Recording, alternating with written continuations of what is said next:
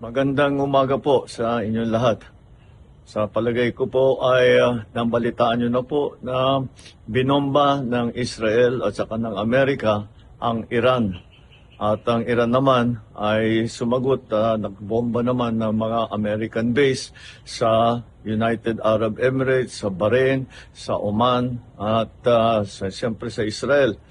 Alam naman natin na napakarami ang Pilipino diyan sa bandang Middle East. I'm sure nag-aalala kayo sa inyong mga kilala, mga kaibigan at mga kaanak na nandun. Mula nung nabalitaan natin na nagsimula itong gera, ay nagmo-monitor na kami kahapon pa ng late afternoon sa ating mga embassy, sa ating mga labor attaché, sa lahat ng mga embassy natin doon sa Middle East.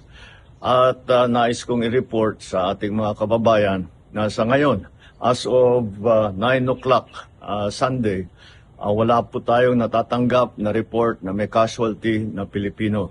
Wala pong Pilipino ang namatay, wala na Pilipino ang nasaktan.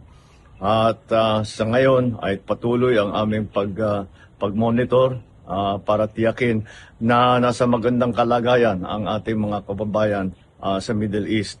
Ang ating tuloy-tuloy na binabantayan dahil ito'y kailangan natin tuloy-tuloy na bantayan at hindi ito tapos pa.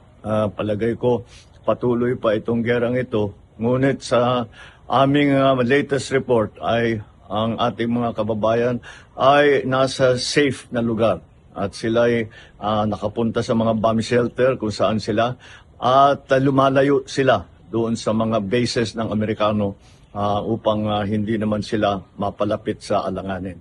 Patuloy po ang pagre-report natin habang dumadating po ang report sa akin. Magandang umaga po.